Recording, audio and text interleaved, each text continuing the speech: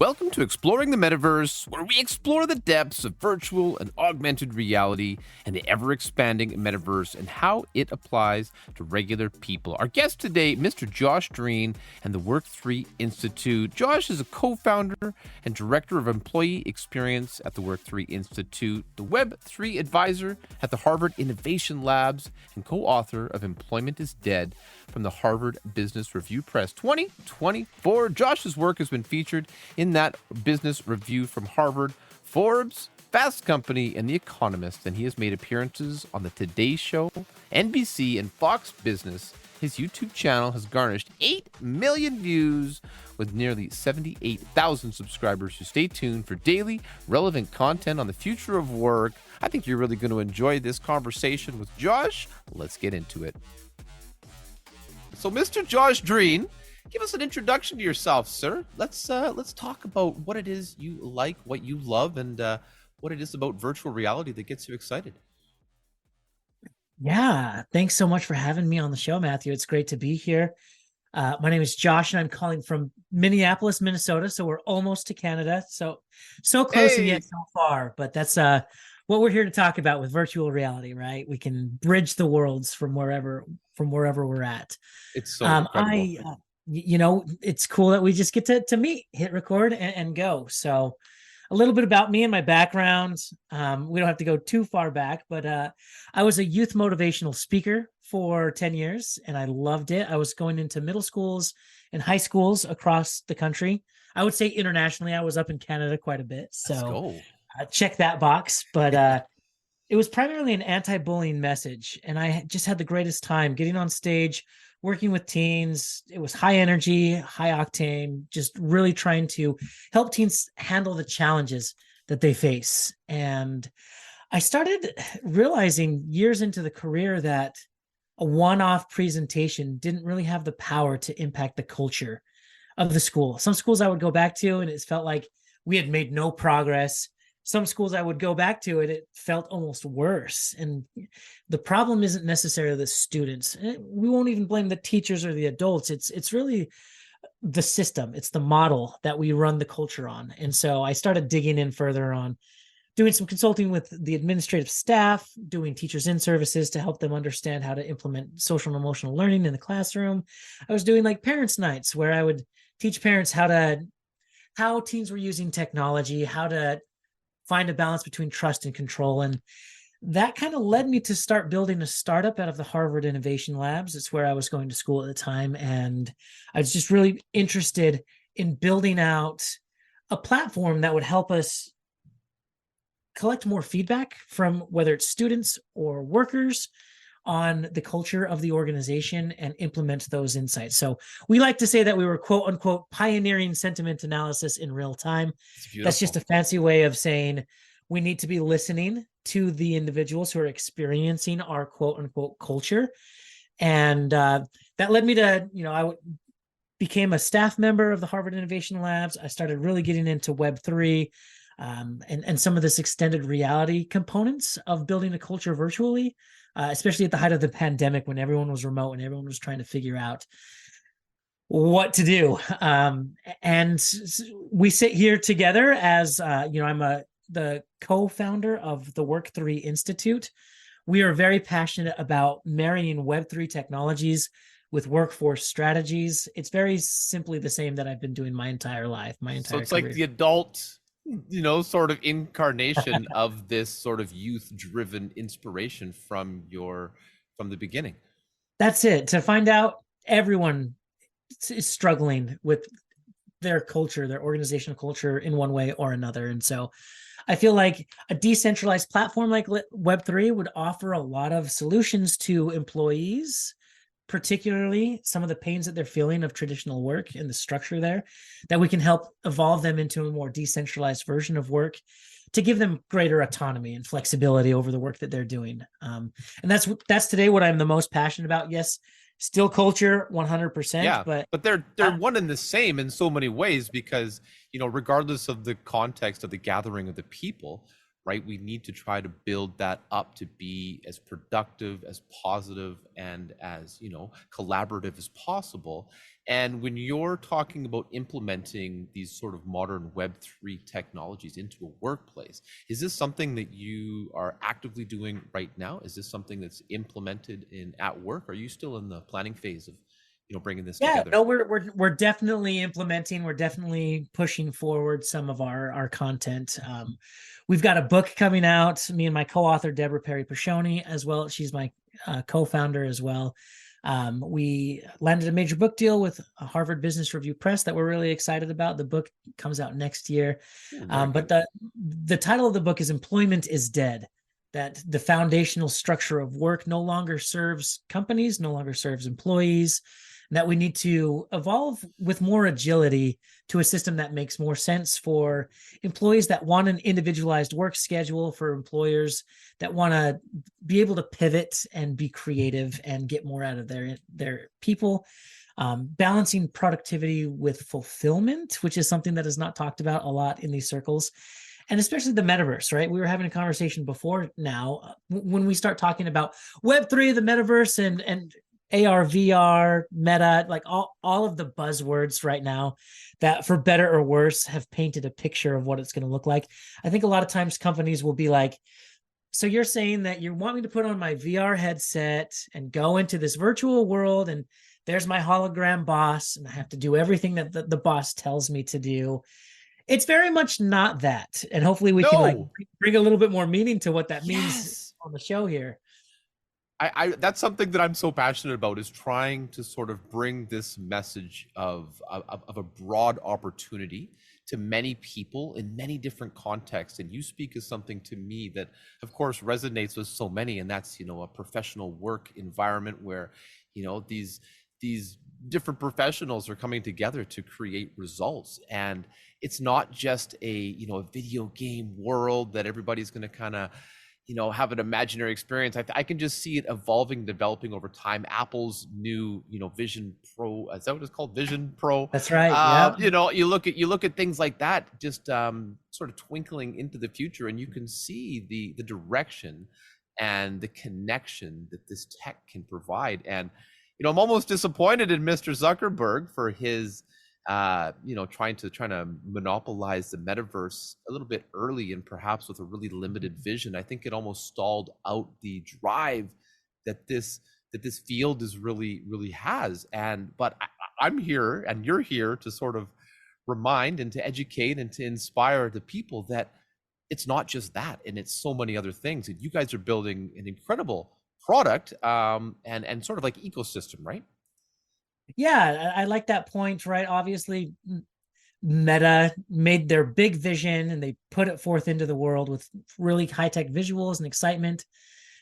I feel like they almost had to do that with the rebrand. There was no other option at that point. Based it's a statement. Yeah, and it's interesting to watch the world like latch on to the word metaverse, and then a year later they say Mark didn't produce anything of value, so that just automatically means that the metaverse is dead. But it's not. Let's move on, move away from it. And I almost chuckle because those people who are in the Web3 space building it saw the hype and they were trying to help, like, hey, let's look at the use cases. And now I feel like they almost feel glad that the hype cycle is over so that they can get back to work building these technologies that are going to be extremely valuable. And when you look at the launch of Apple Vision Pro versus what Mark Zuckerberg did, you see a very different strategy there. Whereas Mark was like, we can be playing chess and fencing with our mentors in the metaverse. And Vision Pro was, they didn't even use the word metaverse. They didn't even use the word AR, VR, XR. It was spatial computing, and it was very practical, familiar, and I think we're just going to see what happens. But I do want to say to the audience, like, these major players are getting involved and they're making huge waves in follow this the moment. money. So yeah, regardless of wherever we are in the hype cycle, wherever investors feel like they need to invest, like now is a moment, an early moment of the quote unquote metaverse, or whatever other term we're going to use down the road. But like things are happening right now that are going to create a 3D spatial computing world that will make sense for remote workers to connect with other people wherever they are in the world, working on their own terms, regardless of the project management. And they're going to be able to have a structure that makes more sense for their lifestyle. That's what I care about, is employees who are unhappy or jumping from job to job, finding the same thing, the same broken pieces. I think we're going to jump to a Web3 model that's going to make a lot more sense based on their lifestyles. How do you think this is going to be like implemented in a practical sense? Just like these, what is the Work3 Institute vision? What is the the day in the life sort of look like for the average worker? It's just a matter of being able to be flexible and remote and sort of like I am right now behind a green screen. Is that sort of the three-dimensional vision? That is a great and loaded question. Let's break it down piece by piece. So first and foremost, we are rooted in HR. We are everything that HR cares about, whether it's old school HR or new school HR.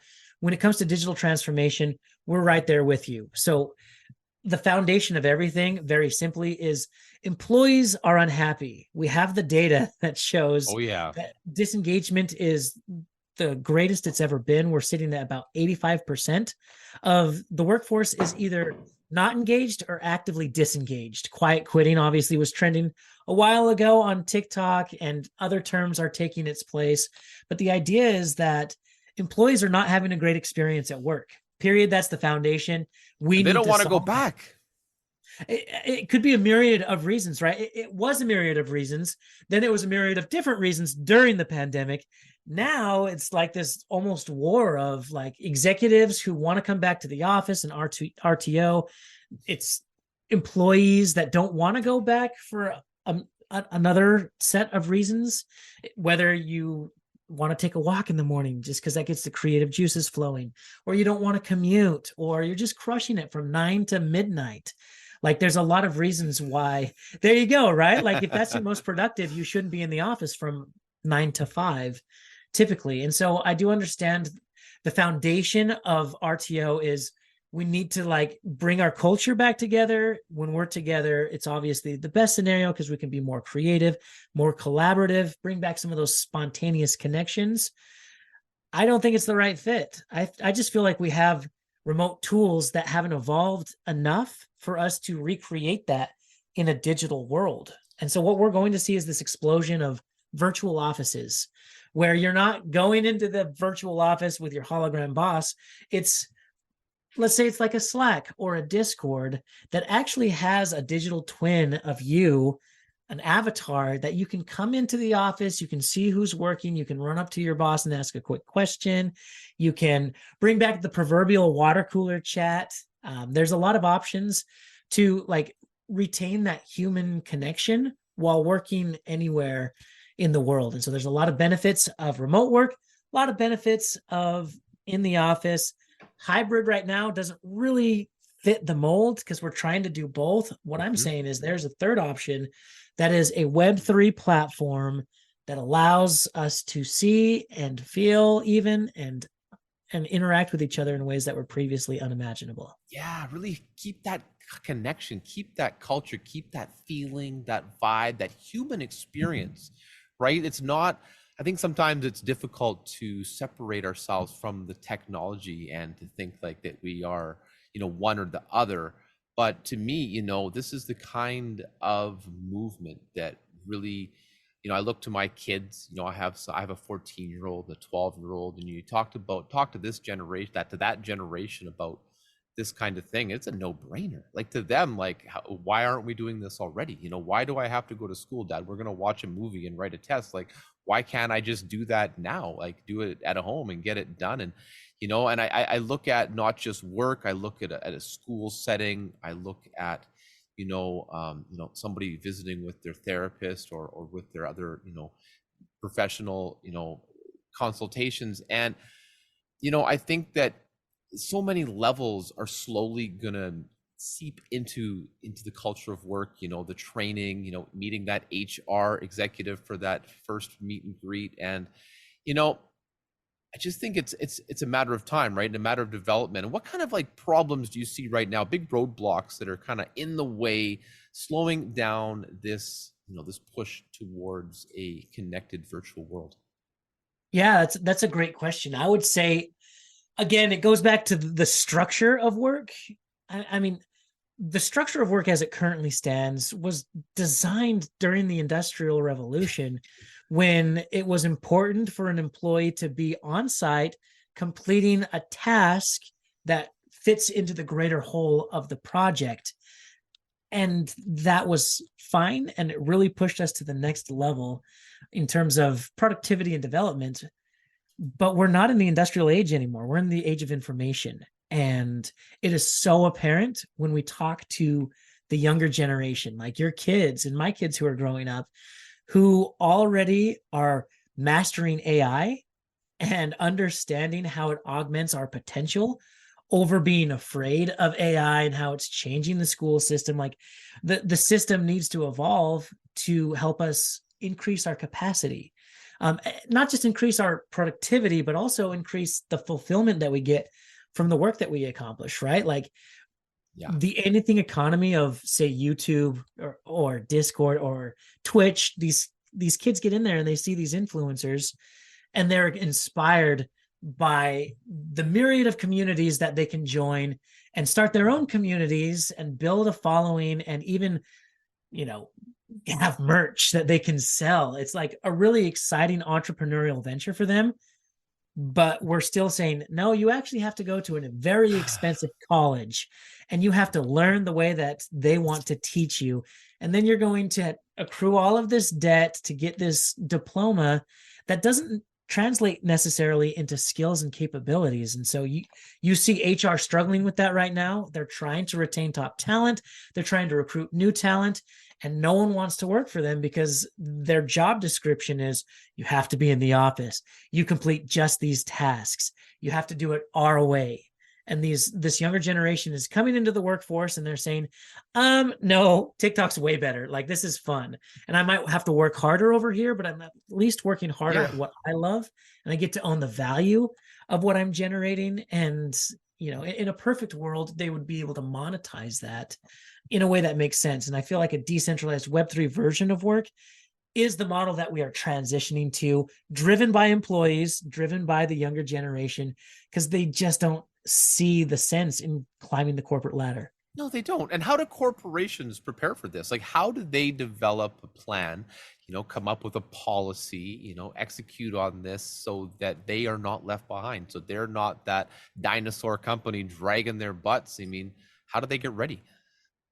I mean, I'm very much an adapt or die kind of individual. Like, here's the warning signs. I wouldn't call them warning signs. Here's the opportunity signs, right? It's a green flag in my book in terms of this is the technology that's emerging. These are the vehicles that people are choosing to work through, and it's going to be changing the way that we work. For example, a centralized version of work is very hierarchical. It's I'm an employee. I have a manager who has a manager who has a manager who has a director who reports to the CEO and the C-suite. And at the very top is a central group of decision makers who disseminate information. They have a vision for the organization and they pretty much decide exactly what needs to happen at the organization. But what happens is we obviously lose communication and we lose value down the chain. And we also aren't leveraging frontline workers, what they're seeing, and their creative abilities. A lot of times they're just there to complete a task instead of allowing them to like flourish and be creative and try new things. That's no in a work 2.0 model.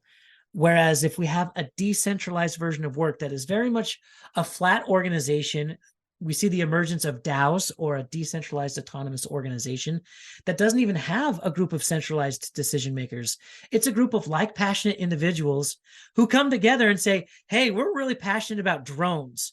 And we see a problem with like the battery life, the quality of the camera. There's a lot of things that we can fix. So let's get together on a Discord server and figure it out. And if we have to make a decision, let's vote on it instead of having one person decide what needs to happen. And that's when you see a DAO sitting on a blockchain start to leverage tokens. If you own tokens in this DAO, you now have voting ability, and you can make decisions and be creative and try new things without anyone telling you that you can or cannot do that.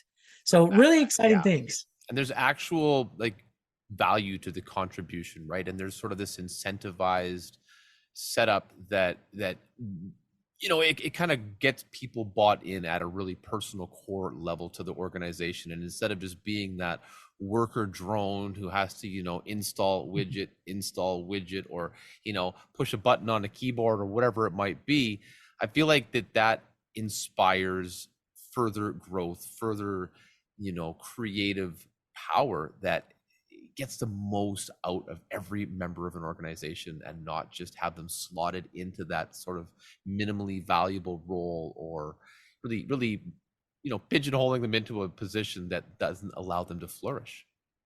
Yeah, and that's what's exciting about it, I think, is because it creates this anything economy of skills or of talent. Like, again, going back to like some of these platforms like YouTube, you can go off and make a YouTube channel and film anything and everything that you want, and you can build your own community, monetize that, and grow. And that's cool and really exciting. But what if we applied that same model to like skills and capabilities? Essentially, what we're saying is that whatever skill you want to achieve and whatever you want to build, there's going to be a community for you. There's going to be a way that you get to build it on your own time, and you'll be compensated, not just compensated for it, but you will retain the value that you generate. It's not a centralized version of like, sure, YouTube, I can post my videos up there, but do I really own my content? Do I really get to decide how I'm advertised to? What are they doing behind the scenes selling our content, selling our data? We don't have a lot of insight into that. And so I think a Web3 model kind of reclaims that power. It allows us to have our data available to us. It allows us to show and demonstrate our skills, because it's not just a self-reported resume that you're sending around to organizations. It's like a list of classes and courses that you've taken that are sitting in your crypto wallet, that are hard-coded and sitting on the blockchain. So now you can apply for projects and work for several DAOs at the same time, mixing and matching projects that make sense for you. I literally was just having this conversation with an HBR professor who agrees with like it would be a better system for us, but for her, she was like, look, I've worked for McKinsey, I've worked for Deloitte, and if I didn't go into the furnace, I wouldn't have had the opportunity to grow as much as I wanted to. And I'm like, look, the corporate world works great for you. You're ambitious, you're smart, you can go out and play the game and make it work. But there are part-time mothers who are trying to make ends meet, who don't fit into any corporate structure right now, that just want to work enough to get by, and they To want make to some do, money, and they are yeah, talented but can't commit to a 9 to 5. that's right. They've got amazing talents. I think my sister's a great example of this. She loves to build resumes and help people with that, but she has to do that on a full-time basis or work really hard to get clients. What if she had a Web3 app that she could open it up? There are lots of them out there right now, like D-Lens, that are starting to make some waves. And it's almost like Uber. You hit start work, projects come flooding into you. You can work on them and on your own time frame, and that all of a sudden makes sense to a Nicaraguan mom who has this skill but can't find corporate America or a place that fits for her. Decentralization is the answer.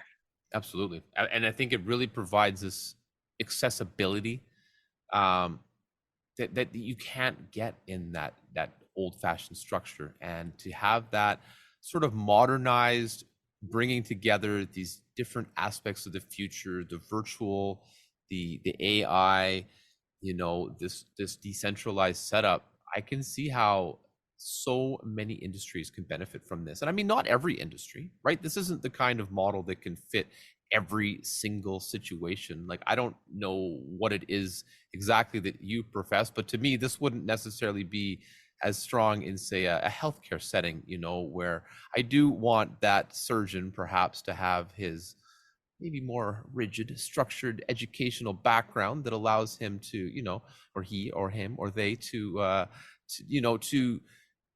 be focused on one thing. But that doesn't mean that the rest of the world needs to follow that path in every situation, right? And what kind Yeah. of other industries specifically are you seeing where this type of decentralized model could really provide a great boost to that current setup? Yeah, that's a really great question. And what I find so fascinating is it's like the industries that we weren't expecting to like be early Mhm. adopters versus industries that we thought were going to be early adopters. For instance, I was just giving a presentation at MIT on the industrial metaverse and companies that are building digital twins of their factories so they Mm, can test yeah. situations, they can try new things, move robots where they want them to be, and they can A simulate massive pretty much. floor, floor space. Yeah, it's literally that. Like BMW has a digital twin of their factory, and they claim that they were able to be 30% more efficient in the way that they run their factories by trying new things. And it's so much less expensive doing it virtually than in person. Obviously, if you have to build an entire new factory somewhere, you'd want to simulate and test some of those things. And so there's like the industrial metaverse is taking off, and these blue collar jobs are getting more and more into leveraging some of these technologies. Um, Really, in my mind, anywhere that requires any level of skill and ability is going to be impacted by these technologies. Whether it happens today, as some professed it would happen, or in 10 years from now, I do feel like everyone's going to be in some sort of Web3 work model. And again, this is very early. We are still in the nascent phases of the metaverse. A lot of this just sounds nice in theory, right? And what I care most about is like, what are the use cases? Who's doing it right? And we're That's what I writing try to get right now. back to, right? That's what I'm always trying to Yeah, bring it back to the listener, to the person consuming this content. Like, how can this potentially impact, people's lives today, and how can they start looking towards the future in a way that might benefit them, their company, their colleagues, their friends, and their families? And I think you make some, some excellent, really interesting points about ways that the workforce of the future can be so much more accommodating to so many more people, and still be yeah. massively beneficial to the business side of things, the development and the execution of the company. And that's where we want to get to. Is showing not only like employees but like leaders the ability to leverage a metaverse AI Web3 model in a way that makes sense for them, because this is all relatively new technology and you can't talk about one without the other, right? We silo AI, we silo blockchain, we silo the metaverse. They're all on top of each other. It is one in the same in my book. And we were relying on many companies, people like Nvidia, people like Intel, these massive corporations. The more they invest, the more these, silicon foundries that are online producing high-end capable hardware at affordable costs for enterprise scale right down to the end users, the faster this future becomes a reality. Yeah, and there are so many things that we're doing that we probably don't even realize that we hate about work that can be outsourced to AI. Imagine a world where you have a virtual office, and in this virtual office, you have a digital twin that you have trained for months now on AI, and now it not only is a representation of who you are and your appearance, but it also can mimic your gestures and Yeah. and your gestures in a way that enriches the human experience. And meetings, for example, are just, when you look at the cost analysis, and there are tools out there now that will say, you really want to hold this meeting, here's how much it's going to cost based on how many people need to be there, how much they're earning per year. 1 hour of their time is going to cost you, this amount of dollars. And it makes things real. But What if we could outsource meetings to AI? We don't have to go anymore. We could outsource some of the email stuff that we need to do. I don't know about you, man, but my inbox is flooded on a daily basis with stuff that doesn't even apply or is important to me. But there is one email that I have to go find, and it takes 20 minutes to go through all of the other stuff. What if we outsource that to, say, your AI digital twin? Now they can attend meetings on your behalf. Now they can make decisions based on your behavior signatures and your preferences, and you can get back to doing, the 10% that you love about your job. Let's make that 90% of your job and outsource some of these elements. I'm all about it. I back last October, talking to people about ChatGPT and the future of, of this productive future world. And some folks are scared, but I think it's a matter of understanding that new things are often scary until you know more about them. And I think that goes the same for AI as it does for VR, for the Web3 blockchain future, where it's just a matter of understanding where we place the limits, the controls on setting up this technology, how we utilize what's existing, and for a corporation building out a company, is setting it properly up, from the top down, so that their workers, right, the meat and potatoes of the business, are getting the most out of it and bringing the most to the bottom line, while keeping people happy, having a wonderful, possible future where we can enjoy the work that we do every day. Let me comment on that, because I think you brought up a really good point. Capitalism is obsessed with productivity. And yes, it is extremely important, obviously, to track our productivity, measure it, and improve, how we work. We almost completely ignore, however, the fulfillment of each individual employee in the work that they're doing. And I'm seeing this very interesting model. Let's take a look at like video games as a precursor to the metaverse. My 7-year-old son loves Fortnite. He loves it. And they have a creative mode where you can literally get in and build any world and any game that you want. So these young kids, ambitious, exciting, are already in there building worlds in the metaverse that they can invite people into. They can ask for contributions, and they can literally make money building these things. And I've never seen a generation get so excited about the technology. It's very fulfilling, and they'd rather do that than have a full-time job. Is the productivity there? Is the monetary gain there? That's yet to be determined, but I do feel like there is this bridge that we need to get to cross, which is work needs to be more productive. It needs to be more fulfilling, because a fulfilled employee is a productive employee. And consider this example, right? Running at productivity without considering fulfillment is like eating food without considering the taste. Yeah. I mean, we pour so much time and energy into what food tastes like because it's part of the human experience. But why don't we just optimize it, right? Like, we know that the job of food is to fuel our bodies. We can get really good at making food or a pill or just a quick little sandwich that will get us back to work. Why do we need an hour lunch break? It's almost ridiculous to think about it in those terms, but if we remove the flavor from food, we remove what makes us human. And I feel like we've already done that with work. We've already removed the fulfilling elements that bring us so much. Yeah, it brings so much joy to be contributing, to have a cause to work for. And I think the younger generation is going to drive us forward because they're already doing it. They're just going to apply those same models that they are building in Fortnite to the workplace and create new value streams, which is really exciting.